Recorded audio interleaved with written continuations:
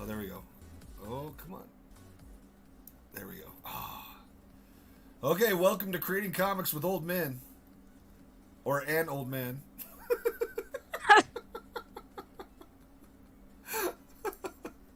And then Ringo and Dev. How we doing, guys? Pretty good, pretty good. Okay. I feel a little insulted, but I'm doing okay Yeah. otherwise. A little bit. I was talking about me. I wasn't talking about you guys. You guys are young and optimistic. Anyway, I'm showing off. Wouldn't say that.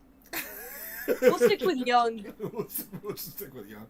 I'm showing off pictures that I'm going through all my stuff, and I'm curating the Art of Chad Hardin Volume 4 that Erica is making right now. And so I'm taking like all my best commissions and I'm cleaning them up in Photoshop, getting them ready. So anyway, get ready for the Art of Chad Hardin Volume 4 coming out pretty quick here as soon as we can get it finished. We have over 700 images.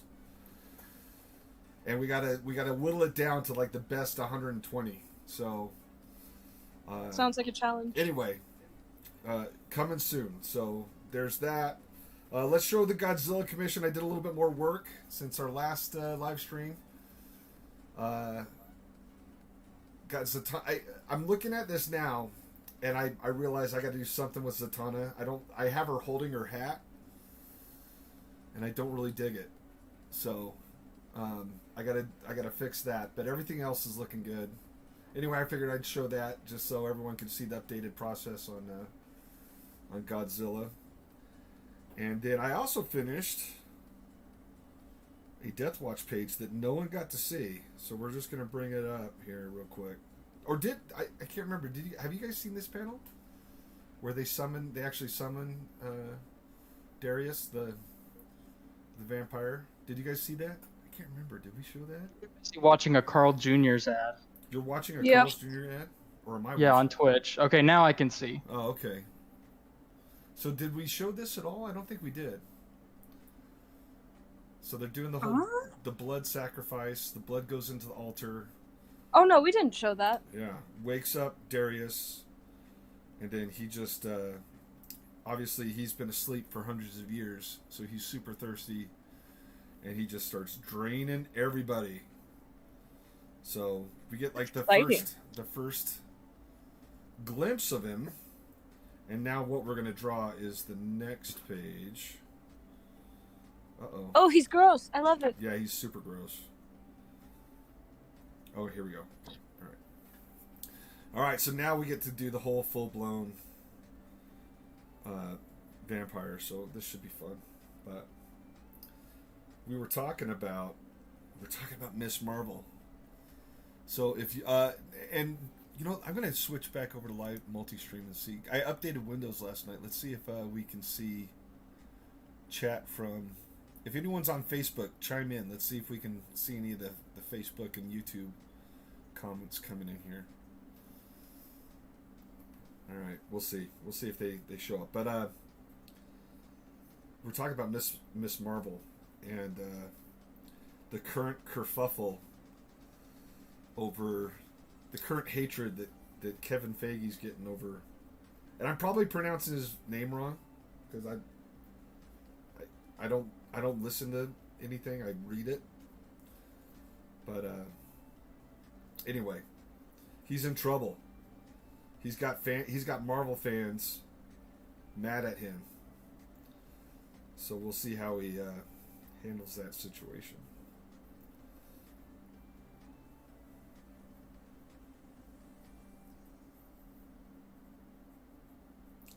So what's now? I'm also the reason why we're doing the live stream today instead of tomorrow at our normally scheduled time is because I'm taking off to San Diego. It's the Comic-Con. The first. I shouldn't say the first. It definitely wasn't the first Comic-Con, but it was the first Comic-Con to do what Comic-Cons basically do now. So I'm heading out there. Joy and I we've got the Prius packed.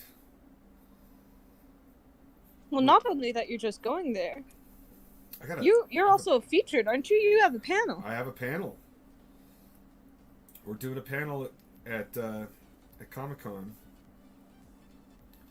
with Artist Elite, so I'm pretty excited about it. It'll be the first panel I've ever done that really sort of talks about anything that's creator owned.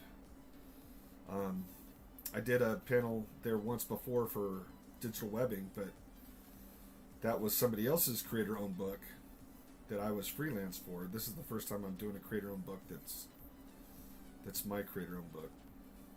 So should be fun. Exciting stuff. Yeah. You know, I still have a first. So Also, Crypto Comics is astounded that you have a Prius. I know. I also have a Ford F-150, but I'm a walking contradiction. But yeah, Priuses rule. Everyone who's bitching about gas prices, they don't drive a Prius or a Tesla. That's for sure. We're not bitching. It's like, I'm gonna get to San Diego on $40 of gas still. So. Everyone makes fun of a Prius until gas prices are $7 a gallon. Valid. Yeah. I really wanted this to almost be an entire splash page, just like the reveal of like the real form of Count Darius, but it's too much real estate. I gotta show all this other stuff. Matter of fact, this page isn't really supposed to happen. But I wanted it to happen. So, are you going off the rails? I am drawing this, and I hope Jared likes it. I think he will, though. He's pretty supportive. So, Cool. Do you in Procreate? Do you just sort of loosely draw like the panel boxes and then kind of spruce them up in Photoshop? oh yeah, yeah. Okay, because I basically use paths in Photoshop to. Okay, because I think I've said this the past like 2 streams or whatever, but like I kid you not, it takes me about 30 minutes to make my boxes, and it's so frustrating. It takes even in Photoshop. It takes a while. Like you got to be in comics. You got to be very careful not to. That's a horrible pose. I think I'm just gonna kill that and start over. Man, you know what? I'm going to turn this off, and I'm just gonna draw what I want to draw. And if I have to take a whole page to do it, I might have to take a whole page to do it. It do be like that. Sometimes panels just they ruin everything. But I want like a really threatening looking downward angle, like creepy vampire shot straight out of like Francis Ford Coppola's Dracula. It's supposed to be like a scary moment.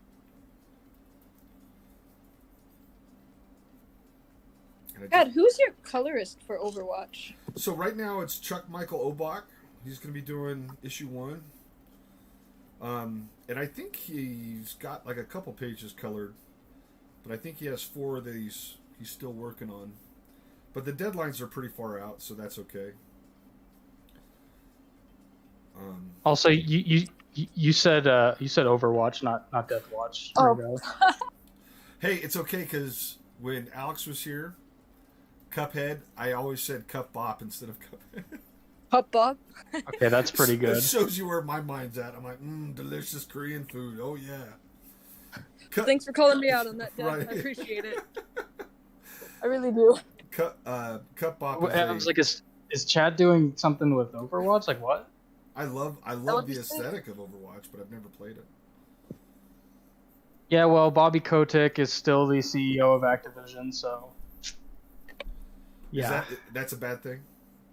Yes. Okay. I mean, I'm sure you've heard everything about how horrible and problematic things have been at Activision Blizzard, right?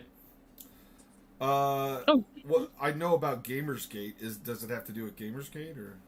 No, it's just I won't go into it, but yeah, it's just bad stuff, and the CEO is just like a horrible person who like let all this horrible stuff happen.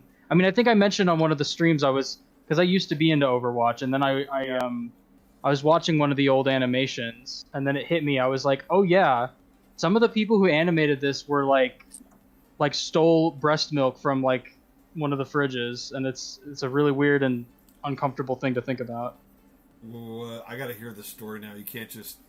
Well, Yeah, no kidding. well, there's like sexual harassment. The office is just kind of a huge like frat.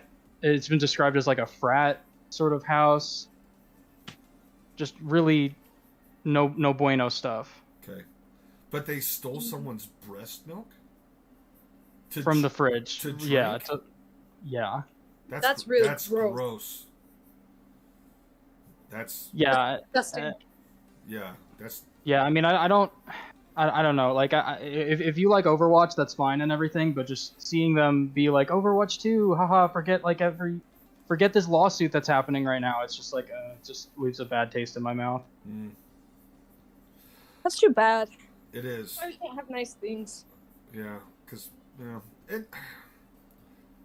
Yeah, it's, and so I would so it's not this guy that you're not digging. He's just he's letting this happen. He's not the one that stole the breast milk, though, right? Yeah, and he like he's like threatening the workers, like if you make a union, like I will kill you, basically. Like just like just super villain stuff, pretty much. What's crazy though is like It's almost like comedic, how just like again like super villain-esque it is. It's just crazy. Did you know it's against the law in the United States? For whatever reason, my pin will not switch. What the flippity doodah will not switch to drawing. It's illegal to stop unions from being formed. So I don't know how that happens. I mean, I do know how it happens. Right now we have a broken country, so that's how it happes. But yeah, Well, it's so funny that you can't threaten people with that. So, I know, and yet, here we are. But it's like, Right. It's so funny because they were like, because Blizzard themselves, they were like, okay, we're gonna do like an investigation, and then they're like, we didn't find anything wrong, and it's like, yeah, because you guys are the ones that Right. did the investigation. Right, Like, exactly, yeah. Yeah. oh, it's so stupid. Yeah. That's too bad. And Activision owns everything right now, right? They own, because wasn't Overwatch like Blizzard? So Blizzard, and then it was Activision Blizzard, and now I guess Microsoft owns Blizzard, but they haven't changed any of the, the leadership. yeah. Yeah. That's too bad. That's too bad. Yeah, it's a real shame. I mean, that's I've never played Overwatch, but I love the art. I love the art. I have the art of book, and I just love the whole aesthetic. I love how it's like half anime, half real. I think it's one of those perfect styles, yeah. I mean, it's got a ton of artistic merit. I almost miss like how much I was like into Overwatch. It's just like one of those things I just can't really go back to, though. Yeah. You know what I mean? Like, even if all this stuff wasn't happening, it's just like that ship has sailed. But I just remember how like excited the game made me. So you played the game? Mm-hmm. How, Yeah, I was into it. I would read all the. 10, how good was it? In what aspect? Just was it Halo good? Was it Bethesda Fallout good? It was pretty good. It was just your sort of team-based, class-based shooter. Mm-hmm. Unique abilities. So it was sort of. It was like it was like a Half-Life with capture the team, or capture the flag Half-Life. So you have like a tank, a scout, a medic. Yeah, I mean, Yeah. it was. A lot of these games sort of stem from like Team Fortress 2 and everything. Team Fortress. There, thank you. Yeah. Yeah, Couldn't I remember. love Team Fortress 2. I can go on and on about that game, but yeah. So it was basically that sort of game, but it was sort of unique in the sense that like each character had their own like special abilities. So it was sort of like a League of Legends type thing where it's like you have abilities that can charge up, and it's like, there's no like ammo packs or anything. It's just you have abilities that can recharge, and then you have like a super ability that can charge up. Well, it sounds like fun. Yeah, but I used to be I would read all the comics when they would come out. I'd watch all the shorts. Oh, they had comics? Oh yeah, Oh, sweet. lots of like lore dumping and everything. Nice. Also, Nobody's Illusion just hopped on today. Oh, cool. We are fine. Now, hang on. Okay. Oh, but it's on Twitch. I was about to say it showed up in the chat, but they're on Twitch. I wonder if we're getting anybody from Facebook. We're talking about Overwatch and Blizzard and just some of the bad stuff that's going on right now that we don't like. But I mean, that's pretty much the state of the entire gaming industry right now, to be honest. It's everybody. It's not just them. I was about to say, I know nothing about any of this, so I'm I mean, they are the worst offenders, but I mean, as far as like underpaying people, crunch. That's the entire game industry. I mean, you guys know how the game industry works, right? Yep. So it's all basically freelance contract work, except for like a very select few that have like in-house jobs and whatnot.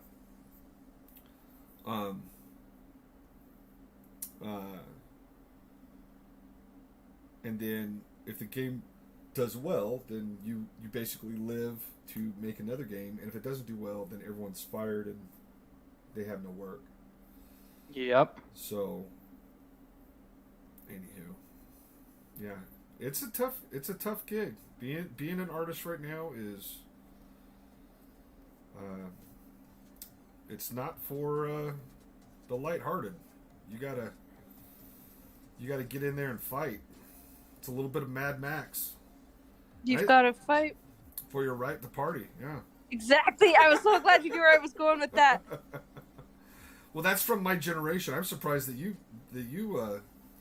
that's what popped into your head. Is that in a new song or is that Twisted Sister?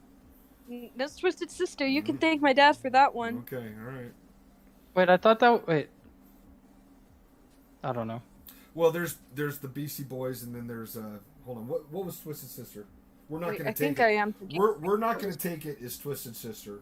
Yeah, and then there was Beastie Boys. You got to fight for your right to party. But Quiet Riot was sort of the same vein. Yeah, it's all old people stuff. No, Beastie Boys are good though. I love Beastie Boys. I mean, that's all I listen to is like I grew up on like classic rock and everything. Classic. Yeah. Classic. AC/DC, Aerosmith, Led Zeppelin. Oh, it's so like I would still consider myself a Led Zeppelin fan, but it is so hard to go back to their music sometimes. Yeah. When you learn about Jimmy Page and just and then you learn about like the music that he just was proven that he stole and everything, and then you hear some of these lyrics about like I've got a schoolgirl and she's all mine, and you're just like, oh. Yeah. I mean, it sounds great. Like, don't get me wrong. Like, from a musical standpoint, it's like incredible. But then you like you said, go back and look at some of these artists and like actually the lyrics of some of the songs they were singing, and it's just cringe. Well, was it the lead artist on Aerosmith? Didn't he like marry a 14-year-old or something like that? Like, oh, I don't know. Yeah. Hope not. So that's what Jimmy Page did basically. Yeah. And it's so unfortunate too because like their early stuff, like a lot of it was like not just derivative but just flat out like plagiarism. But you look at their later stuff and it's like amazing. Like the stuff from like Physical Graffiti, and it's like he had the ability to write these songs, but it's just like he just didn't in the early days. He had to rely on other people's music.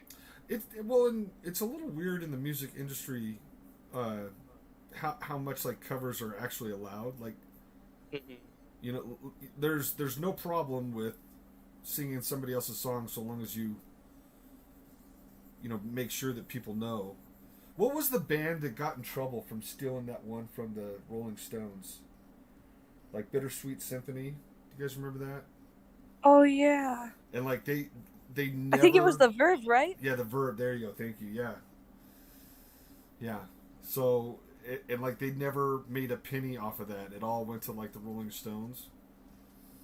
And I think it shut down their band. Like because like they basically were like, I can't. We can't make money as a band. We've got sued so bad that we can't function anymore. So they had to shut down and move on. Well, there's also the especially in the digital age and the age of hip hop and rap, where a lot of them they're not covers and they're not like homages, like they'll sample, like sampling other music. Right. Yeah, sampling And that's really it's weird. it's such a gray area, because it used to be like fine to do Yeah. that sort of thing. I mean, Vanilla Ice, Ice Right, Baby. right. It's got the riff to Under Pressure by Queen, Right. and it's like that's fine because it's a completely different song. But it's like nowadays it's basically like, oh, you can sample a song all you want, but the second it gets popular, then whatever you're sampling, like they'll come to you and they'll be like, okay, where's our cut? Yeah. Yeah. I mean, Which we talk about the I- art industry. The music industry is just as predatory a lot of the time. Yeah. Mhm. Copyright and all that crap. I mean, recently, kind of back to video games, but also music. Sega just released this collection of Sonic games called Sonic Origins, and so it's got Sonic 1, 2, and 3, and Sonic CD. And they couldn't use the original music for some of the tracks on Sonic 3 because of dumb copyright reasons. Because I think Michael Jackson like co-wrote some of the songs that were used in that game. Whoa, really? And so so they had to like rewrite a bunch of the tracks, and they don't sound nearly as good, and people are like pissed. But it's like they couldn't get the usage rights to the original one, so it's like it's not even their fault. Huh. Well, there's a great example of Problematic musicians. Yeah. You know what? I don't know. I don't. That's a can of worms we want to open. I know exactly. That's exactly what I'm thinking. I tell you what though, I was in Maverick the other day and they were playing a Michael Jackson song, and I started singing the Michael Jackson song. I mean, regardless what he's you that think, good. he was a revolutionary in music. No matter what happened or what didn't happen. I mean, I don't know if we'll ever really know, but he was really good at what he did. I think it's pretty safe to say he wasn't a normal person. Oh, that's fairly safe. And I can't imagine having the upbringing that he had and coming out unscathed. But here's Yeah, I mean, like obviously, like what he did was wrong, but then like you just look into his upbringing and stuff, and you're just like, oh yeah, like it kind of makes sense. yeah, not there's plenty of people that are abused and don't right. abuse kids. It's not, Right, yeah. making excuses. no excuses. But, No. But you're right though. Like we really don't know, and I don't know if we'll ever know. One of the Mm-hmm. things that bothered me about the whole situation is when the police were trying to prosecute Michael Jackson, they went to all these people and they're like, if you testify, we can lock him away. And these families and these children were like, nothing happened. Right, because And- Right, he was their friend in their eyes. I mean, right. And then he dies. as far as they knew. And then all of a sudden, after he dies, then they're like, oh yeah, he did abuse us. It's like, why wouldn't you tell the police Right. when, when they're trying to, put him behind bars? It just, to me, it just seemed like someone was looking for their 15 minutes of fame and their payout. I don't know, but I don't know. So that's probably true, but it's also hard to speak up about these sorts of things, Right, especially exactly. when it's a figure. Exactly. You're So like, serious. Yeah.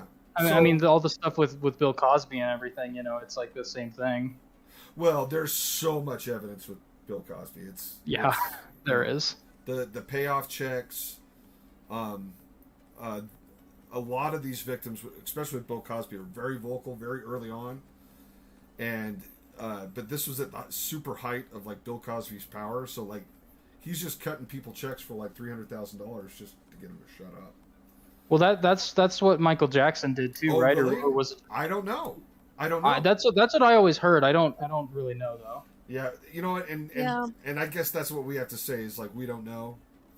But all I know maybe is, that's just me assuming that it was like a payout situation, but you know, Jam On to the 4 Star.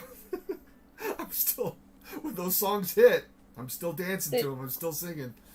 I mean, well, you know, it's name not one like the person- songs. It's not like the songs are about what he did. You know what I mean? Like Right, again, back to right. Led Zeppelin. You know, Google. the lyric. You know, I've got a schoolgirl and she's all mine. And there's a lot of, you know, little girls and stuff like that. It's like, okay, this is like directly tied to like what happened. But with Michael Jackson, it's just kind of songs about, you know, dancing and everything. Yeah. Yeah. I mean, I'm sure there were songs that weren't hits that maybe, you know, had sort of a second meaning or anything, but. I mean, name one Halloween that's complete without Thriller. I know. Exactly. Right?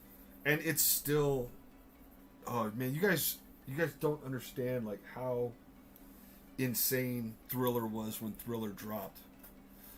No, it was like nobody illusions chimed in here in the chat. Says love both songs. True. What? Oh, I need to do a better job. You guys watch the chat so we can. Yeah, sorry, Yes. that's no. partly my fault. Sadly, we'll never know. I'm just like I said, never yeah. sure when to chime in Yeah. with the chats. I am seeing your comments though. I just want to make sure I see everything. Yeah, we see everything, but we're slow to. It's for me. It's hard because I'm trying to draw. Well, you have an excuse. Dev and I don't. But no, and then like you know, well, okay, Elvis. How old was Lisa Marie Presley? She was 14 when they met. Yeah, but here's the crazy thing. So, and I didn't know this, and maybe I'm wrong, maybe I don't know. We need someone to Google this, but apparently, she was the daughter of his like. It was very famous that Elvis basically enlisted in the army. Okay, he basically served in the armed forces back when it was very unpopular. There's a lot of rock stars in the 60s and 70s that were very anti-war. You know, the Beatles, probably a big example of that. And Elvis was one of these performers that actually joined the armed forces.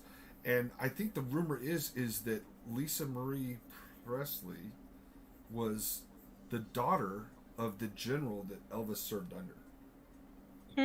And this general's like, yeah, cool, date my daughter. Like, what? Like, you know, I can't, as a father, I can't imagine a circumstance where I'd be okay with anyone, especially someone like Elvis. You know what I mean? And when I say someone like Elvis, someone who's obviously very sexually active, being like, hey, can I date your 14-year-old daughter? Not only would the answer be no, you know what I mean? I'm like, now, well, like you shouldn't even have to be a father to Right. realize that's like, creepy. Yeah. Yeah. Anyway. Yeah. Also, Nobody's Illusion just says, really? Me? I think about Elvis enlisting in the army, and then just kind of a whoa. Because, yeah, that's really whoa. Yeah. Hold on. I See Everything. Made me think of Bill Cipher. Sorry, huge Gravity Falls nerd. I love Gravity Falls! Okay, explain that, Ringo, because... Okay. Wait, Dev, have you seen Gravity Falls at all? I know of it. I haven't watched it. I know Okay. who Cypher is though. Okay, so Gravity Falls is this cartoon that came out on Disney Channel around 2012. Yes. Okay. Yep. All right. Do you need me to keep explaining, No, keep explaining, because I just... now, at least I know what it is, but I don't understand the reference. So, yeah, keep going. So, it's basically like a mystery show, and it's about these two twins, Dipper and Mabel. They're 12, and they're from California, and they go to stay with their great uncle stand for the summer in the city in Oregon called Gravity Falls.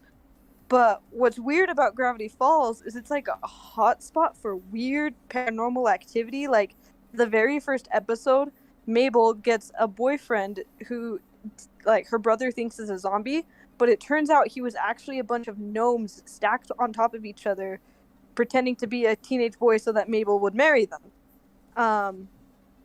And they're just like lots of weird little stuff that happens. And at the beginning, it's just kind of like a fun, like little, like kids like mystery show. Like, oh, this is really cool. It's really got a wacky sense of humor, and it's really like interesting creatures and worlds that's happening now. But like the more you get into the show, this more you realize like, hey, wait, there's something actually kind of like bigger going on about this world and these mysteries. Like they're all tied.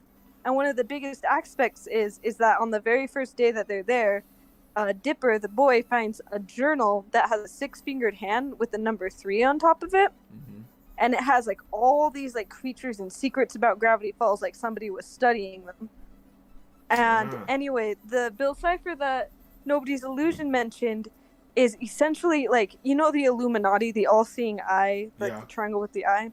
He's basically the personification of that. He's a triangle with an eye who's essentially a chaos demon whose only goal is to come into our realm and rain chaos on it and essentially rule it as this weird dimension.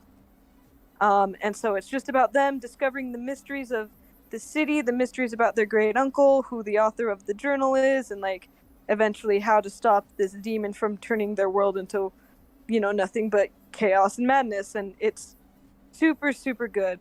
Huh. It's on Disney Plus, so I 10 out of 10 recommend. Okay. Oh my gosh. So I watched Chip and Dale. Oh, I've wanted to watch that. Oh. Have you seen it, Dev? No, I've seen the trailers though. Maury Savi's on. I really enjoyed it, but I also felt like Disney ruined it. Like it could have been a whole Roger Rabbit experience, and I would. Is that not what it was? Roger Rabbit was a lot more adult. A lot more adult. Oh, okay. Like Roger Rabbit was like borderline PG-13R. And I felt like they wanted it to go R, but like Disney and Warner Brothers like, no way. You know what I mean? And right. I feel like they want to do the same thing with Chip and Dale. And you could just like I can go through that movie, I could pause that movie where I said, this is the joke that they wanted to tell. And this is the joke that we got. And I hate that. But I mean overall I enjoyed it. It made me laugh.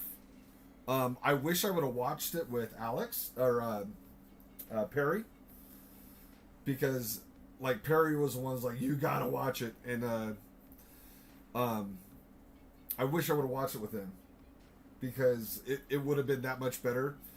But at the same time, I was just like, oh, this is so close to being perfect, and they just didn't go far enough. But that's me, you know what I mean? That's the hard thing about, you know, having an opinion. Well, it's the hard thing about being a creative. You know what I mean? Yeah, that's true. Like I very selfishly wanted that for myself, but if Disney would have gone that route, like no parent in their right mind would let their kids watch it. Right? Do you know what I'm saying? Like let's face it, Roger Rabbit is not a kids film. Oh no. It's not a kids film. It is a cartoon for adults. That's part of the charm. I loved it, but and it was a technological achievement. It was a lot of things. It was really exciting to see how much further they can take things now, especially with CGI. That was my another big complaint is like even the quote unquote 2D animation was actually 3D animation. They just cell shaded it. I hated the way it looked, to be honest. Yes, I agree. But there was parts of it that were just laugh out loud, fantastic. Perry was, so we have Ringo and Dev, but before Ringo and Dev we had Ray and Perry, and Perry was super into Rescue Rangers. So I'm answering Nobody's Illusion question in the chat. So I wish I would have had Perry with me to watch Rescue Rangers, but I didn't. But it was still great. I wanted I wanted it to be more like what I wanted, and I felt it fell short. And I felt like it was definitely censored. I could definitely tell like the writers that were making the jokes, and I could just because I've been in that situation myself, especially on Harley Quinn. Jimmy and I have begged DC to release a basically an uncensored Harley Quinn because it had to be the most censored comic in history. I mean, I've worked with DC for 14 years now. I might have had like one or two edits on every book that I did before Harley. On Harley, like we were going back. Like I had this thing where it's like normally when I turn in a page, that page is done. With Harley, I wasn't done until legal got through with it. And they have a black label now at DC, so it would be perfect to like re-release the book with all the jokes. But it ain't happening. It's not going to happen. So. But I think it would kill. But I know what it's like to be that artist and want to tell that joke and then being told no. And then you're like, I mean, you have to, I get it, but you still want what you want. So, anywho.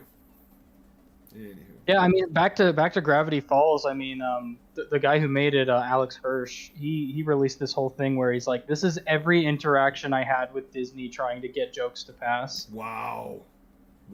Yeah, that they even at one point, because their great uncle Stan, he kind of talks with a raspy voice. He was supposed to just constantly have a cigar, and Disney just said no. No cigar. Like, yep, can't smoke it, can't even show it.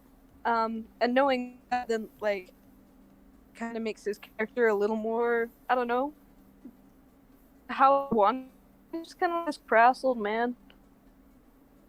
But yeah, well, I've seen that it's video. so funny because the video that Alex Hirsch released, it's like it would show the full interaction that he had with Disney, like verbatim. And so it's been a couple years since the show came out, so that's probably why he can do it. But it's just like he gets an email from Disney like, in this scene, like this character calls this other character like a poop face or whatever, and we think that's inappropriate. And he just replies like, "I'm not changing it." And he stood his ground on a lot of things, and he got away with it. It's crazy that they didn't just fire him, but he was just like, there's so many responses he made where he's just like, "I'm not changing it, and here's why." Well, it's like, dang, dude, that's pretty. Well, and I'll pretty big power play. I'll tell you the reason why is obviously number one, it's popular, and this is the thing that movie studios fear the most, or these creative studios is they fear when the creator gets more popular, because what the creator can do is basically just throw their hands up, go make another project where somebody else is just going to throw money at them, and then they become competition. Does that make sense? So. Yeah. So there's a little bit of that with everything. Anyway, but that's with comics now. They don't promote artists at all. After Image, artists are almost non-existent in the comic industry when it comes to promotion because they're afraid of another Image comic happening. So, and I guess that makes sense too, just because of how many self-made comics there are now. Yeah. And like how easy it is to start a career for yourself. Like, I'm not saying it's right, but it makes sense. Yeah. Back to the whole like censorship thing. It's sort of and making things more adult. It's like it's sort of the reason why I don't really want to put my at least my main comic on Webtoons, because I feel like I would have to just play the game and basically like compromise on my vision completely to make it more polished, and I mean that's the wrong word, polished, but just kind of watered down, I guess. Well, unless you're going like on Webtoon like as a featured comic or something like that, Webtoon canvas is pretty lax about. Yeah, but read your contract. Read your contract. Like yes. Because they are always updating their terms and condition. But you're right, though. From my understanding, if like you do Webtoons Canvas, basically anybody can post content there, and Go ahead. It's not about what's allowed. It's about what gets popular. You know. Yeah. Oh, okay. You know what I mean? It's like sort of the status quo sort of thing. Yeah. That's basically what I meant. I didn't mean like what's allowed and what isn't. I'm just saying like this is Okay, the stuff. sorry. This is the stuff that webtoons themselves will like boost and showcase, and this is the stuff they will ignore completely. Yeah. Yeah, for sure. And that's like the worst part about it too. You know what though? I think if your stuff gets popular, you know, I know that with Temerity, like, and we only did 2 issues, but we got featured just in those 2 issues. So you can sort of buck the system. But I think that if you're going to do the webtoons route and you want it to be popular and you want it to be, you have to be consistent. You have to update consistently. You have to really be in contact with your fan base. You have to let them know what's going on. It's a whole other level of commitment. Because like I like to draw comics, but I hate to get on the internet. And that's really what I mean. To me, webtoons is just another social media platform. It's Yeah, that's becoming what the- I was gonna say. Like Plus, I have you just ever- sort of sorry. see it. Oh, sorry. I was just gonna say I just sort of see it as like a networking opportunity. Like I can post sort of short little comics there and just be like, hey, if you like these, like read my big comic on my own website and everything. You guys, Yeah. Are you guys seeing what I'm drawing here? Yeah, there's a lot of tension happening. So we have Darius erupting from the blood ritual, and then Is that who the guy is? Obviously, he's a monster, but this is what the victim sees. I was gonna say I'm not too afraid of something like that. So anyway, but yes, always read your contracts, because right now you can put your stuff on webtoons and basically use it. Like, okay, the biggest thing to happen for me was obviously DC and Harley. Right. But if you can go onto webtoons and you can create something that's popular that people want to read and get yourself a couple 100,000, if not a couple million subscribers, then when it comes time to kickstart or self-publish or whatever, you know, you have that audience, you know. Well, have you ever heard of the 100 episode rule in terms of like specifically webtoons, but other webcomics? But I think it applies more to webtoons. Is basically like, don't put a whole ton of effort. Like, obviously, you want to get the word out there, Mm-hmm. but you don't really want to until you have at least 100 episodes, because people will lose interest that quickly.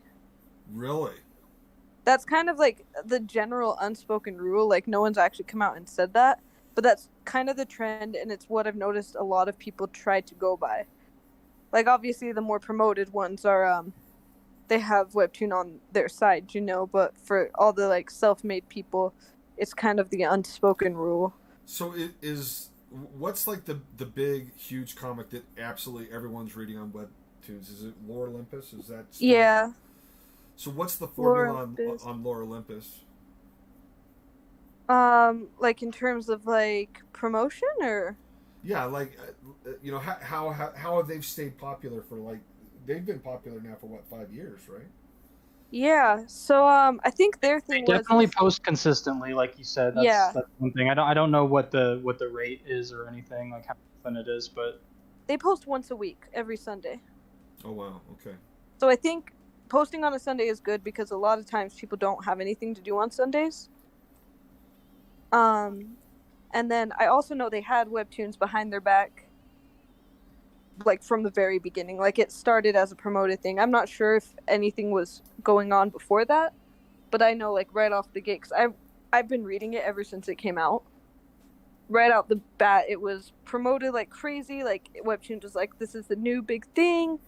And yeah, I think just through, and like the story was really intriguing too, you know, like from a writer's perspective, like they stuck with the Greek gods. Like, every Percy Jackson kid's gonna know the Greek gods Right. and love the Greek gods. Right. Also, it's a Percy do you- Jackson kid. Hell yeah. Jay Goodman's online. All right, cool. And Yeah. Nobody's Illusion says no rush or anything, but when is there going to be more Temerity? Sorry, you probably get asked this a lot. When I have the money that I can do it, you know, Temerity was an awesome experience, but we basically did it wrong, and for us to fix it, we didn't do that. We didn't do the comic wrong. The comic's fine, but the way that we set up the business, we basically doomed ourselves from the start. The way we set it up, and neither one of us are in a position to where we can basically restart it and have it be financially viable for both. And we're not, neither one of us are well to do enough that we can basically do it on our own. So right now it's on pause. And it kills me. It kills me because we put a lot of work into it. We have a lot of devoted fans. I get asked that a lot. And the thing I would love to say is, I'm working on it right now, but the truth of it is I can't afford to work on it. So Death Watch is basically, my second creator-owned book. But the way I set Death Watch up is that basically I'm the publisher, and then everyone that works underneath me is work for hire. And as someone who comes from work from hire, that's like the worst place you can be as a creative, because basically you don't have any rights when you work for hire. And don't get me wrong, I have it written in my contract that people who do work for hire, they'll get royalties, and they'll get royalties after a certain amount of issues are sold. And I try to be like the most awesome publisher you can work for. But the fact of the matter is for any of that to kick in, the comics have to be selling a lot more than what they're selling right now. So promote. Right. Everyone tell your friends. Share, yeah, exactly. But the way we set up Temerity, we didn't have that foresight because we'd never done it before. And unfortunately, we shot ourselves in the foot, right from the gate. And pretty early on, we realized, like, well, this isn't going to work, and what are we going to do? And, Gemma Artie is doing Children of Elder. She's doing Zelda's Lullaby. She has like a million things going on. I have a million things going on. And so right now, until we can, figure out how to fix it, and also, like Gemma's also building a house, we just have to table it and move on. But hopefully, like if I become independently wealthy and money's no longer a factor, I would expect to see more Temerity. But right now, it's on the shelf until we can figure out what the heck to do. But and you know what? And we appreciate, and our fans are fantastic. And it kills me like every time I go to a show, because that's probably the number one question I get asked is, where's Temerity 3 at? And but the long story short is the money's not there. And this is my job, and I can't do it for free. So it's coming out when Half-Life 3 comes out. There you go. Well, you know what though? Half-Life 3 was done. Like, if Temerity 3 was done, I would show you.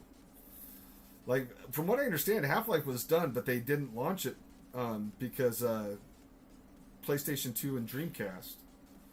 Valve is the worst about canceled projects. You look at these deep dives, and it's like they've had so many sequels just done, and then but the thing is, they have so much money that nothing's about money for them, so they can just cancel things and just move on to the next thing constantly. It's so bad. Yeah. Like, you find out that they were planning to do like an Adult Swim show with Team Fortress 2, and they were planning on doing this, and it's like, what kills me the most is the fact that the Team Fortress 2 comic has one more issue left. It ended on the last one ended on a really big cliffhanger, and they have not updated it in like 7 years. And I don't know if it's ever going to happen because, again, Valve does what they want. And I love the TF2 comic. It's like amazing. Like, even if you don't play the game, like, I recommend people read it.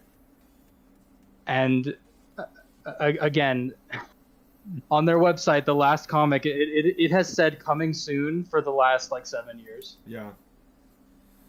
Yeah, and I don't know if Jimma shut down the Webtoons page or if it's still up or if people can't see it anymore. But like I said, I would love to do it. I'm very proud of the artwork that I did for Temerity. I still think it's some of the best artwork I've ever done for a comic. I go back and I look at it. It's been a couple of years. I go back and I look at it. The artwork still holds up, but I can't do it. I still got kids to support. I still got retirement to pay for.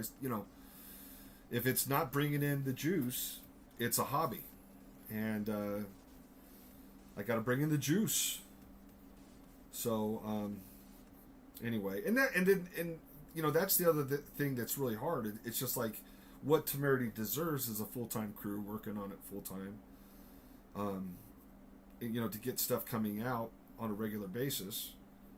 But it's one of these, what comes first, the chicken or the egg?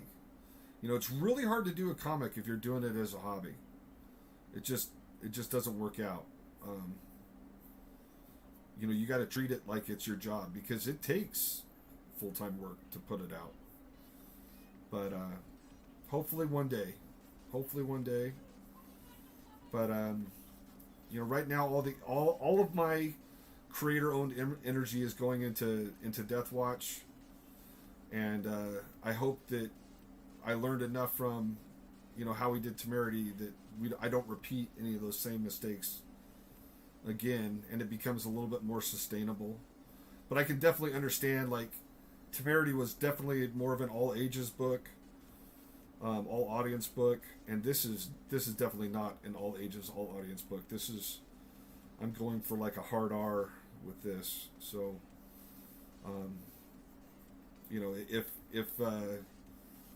if lighthearted humor is what you're going for, I'm taking a drastic right turn. We're no longer doing the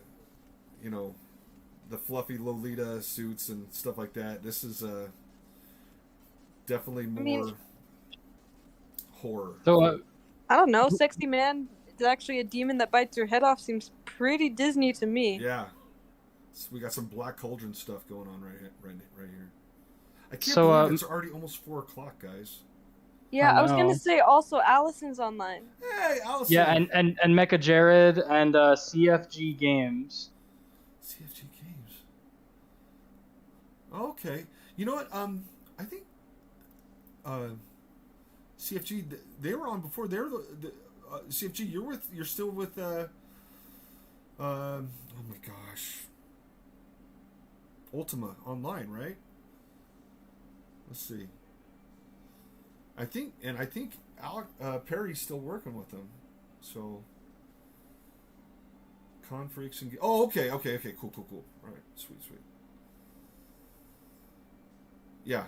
Anyway, so the whole idea though, with the way vampires work is, at least in this book, is there's the illusion and then there's the reality, and this is the ugly reality of what vampires look like, and then this is the illusion.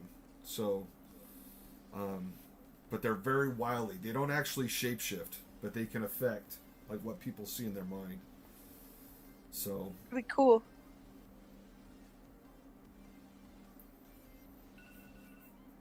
my alarm's going off, which means we're out of time.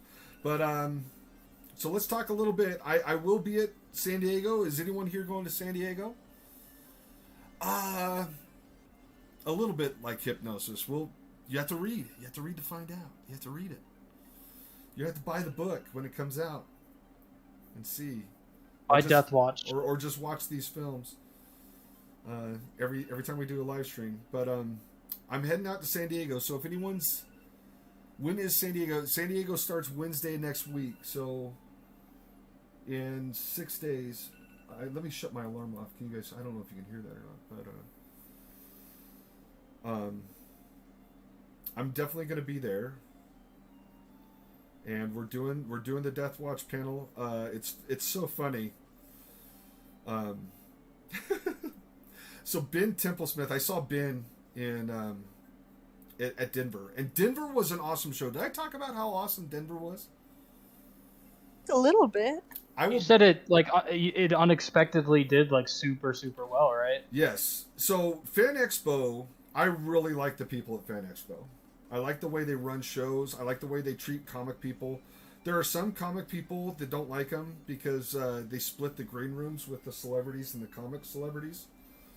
I don't care about any of that because I'm basically working at my booth all day long, so I don't ever really get to go to the green room. So I don't care how the green room treats me or where I'm eating my lunch at. I like the fact that they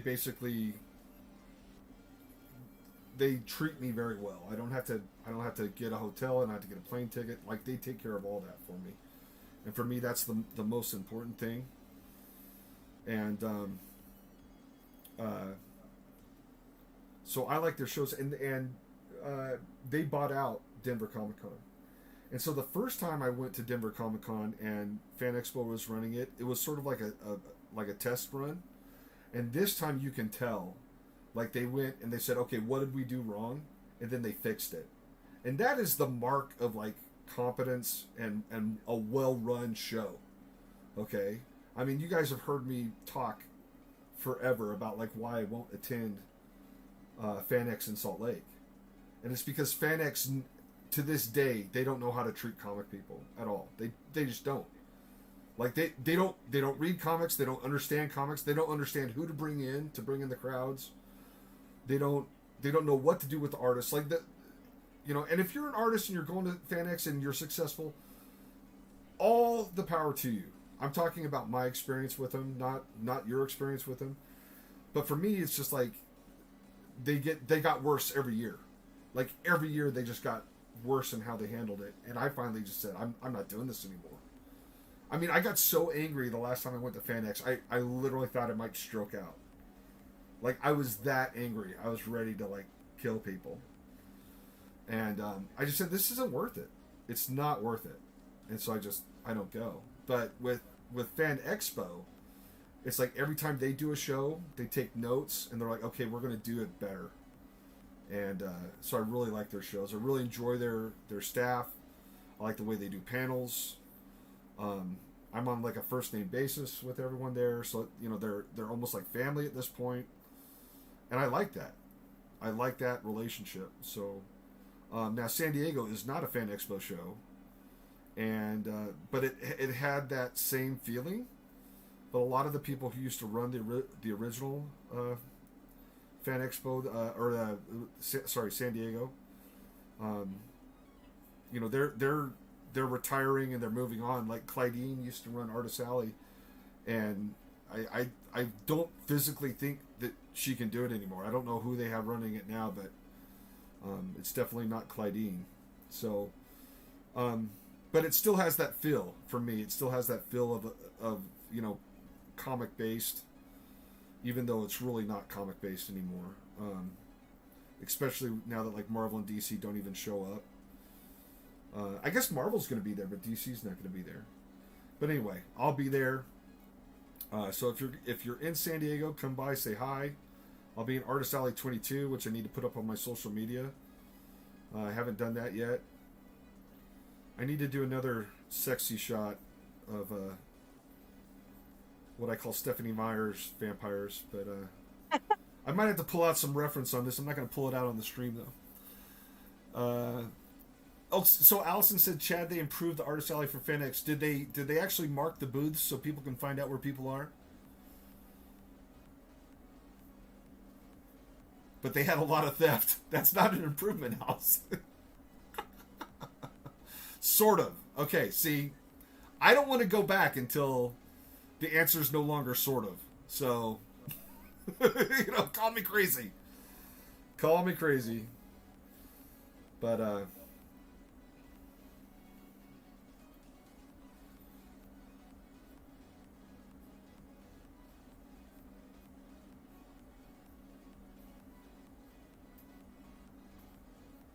anyway, we're out of time, though. It's 4 o'clock. I said we were only going to go to 4.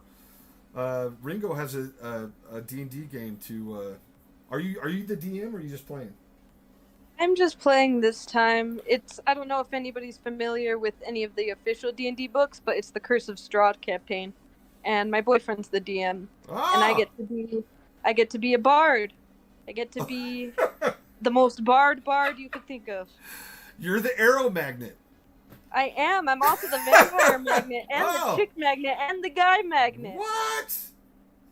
So it's amazing. I told you, but like we before we do the stream, we get online and we talk on Discord. And my family wants my girls want to do a D&D game and they want me to be the DM, and I'm a little reluctant because I haven't DM'd since I was 12, since the satanic panic happened in my living room and my mom burned all my D&D books. I haven't played since then. I've played like Rifts. I've played Robotech RPG. I played Vampire the Masquerade. We talked about that.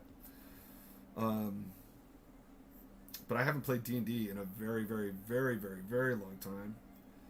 And anyway, we'll see how that turns out. But maybe you need to come over and help us out. Yeah, I've DM'd a couple campaigns, and I'd be happy to help. Okay. Yeah, I think that'd be fun. And maybe we'll live stream that. I don't know. That could be fun. That would be fun. I don't think I could ever DM. It just seems like I feel like I'm too stupid for it. It just seems like so much work and investment. I'm just like, it's a lot of work. I don't know. It is a lot of work. But I mean, I'm pretty sure that it's not a matter of intelligence, so. Plus, you're not even stupid. Wait, what's happening? Oh, Jared said he'll DM for us. Okay. Oh. Jared, I didn't know that you played. Do you play, Jared?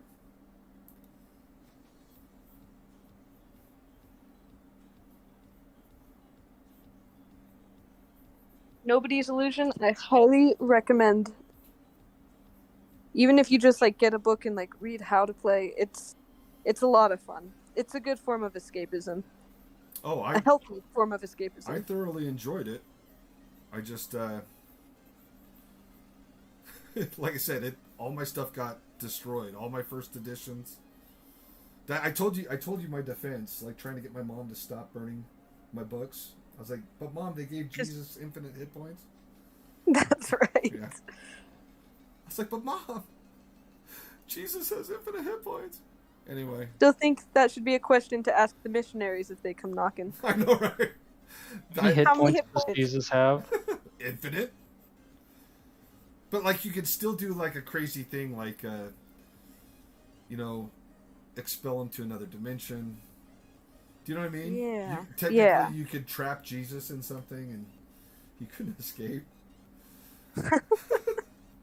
Because that's what we did with like some dragons and things like that. Like, we caved in the mountain. You know what I mean? Like, obviously there's certain bosses that you can't beat, so you have to find other creative ways to like defeat them. You can make Jesus the final boss. I know, right? See, this, I guess my mom was right. Maybe she was onto something. My mom was right. Like, you should be playing this game when you're 12. Anyway, but no, we'll see. We'll have to do. You know what we need to do? We need to do an intern party, one that Dev can actually show up to, and we should do like a pool party, and then maybe go to Top Golf. You guys haven't been to Top Golf yet. No, I don't think so. Oh, we gotta do Top Golf. So let's do it. Do you golf, Dev? He does now. Yeah. Anyway, so this. No, I was gonna say the. Well, I actually, I'll let you finish, Chad. I was just gonna say, so this page is basically the Sisterhoods of the Serpent. Basically, they're being eaten alive, but what they see is like ultimate bliss. So that's how the vampires in our universe roll.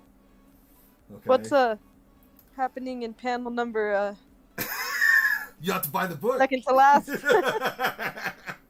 Looks a little a little risky? A little bit. Alright, you have to see. I might have to change that. But that's where we're gonna leave it right now, so. Okay, good. Yeah. I mean, I don't want you to get flagged on Twitch or anything. That's the only reason I say anything. It's not that bad. It's literally stick figures, but yeah, I know, I'm just teasing. there's horrible things happening to the poor sisterhood. It's okay though. Rip. They get their revenge. Good. They're the ones calling the shots. This is their secret society. This is their monster. So, Love a good revenge story. There you go. Yeah. Anywho, that's all we have time for today. Like I said, if you're going to be in San Diego, make sure you stop by and say hi. Let's see. Crypto Comics, Andrew, would be awful if you had to wait like a few weeks longer than original. Let's see. Yeah. There we go. So everyone take care. We will not be streaming next week because I'll be in San Diego, but we will be back and we'll have a report. We'll tell you how things went in San Diego. So not this coming week, but the week following, we'll be back with our live stream at our regular schedule hours, and we hope that you join in with us then. So everybody have a good one, and we'll see you next time. See you guys. All right, guys, everyone be good. Hand sanitizer and vitamin C for sure, and zinc. And you know what, Andrew, I need to call you. So as soon as I'm done with this, I'm going to give you a phone call. But anyway, that's it, everybody. Be good.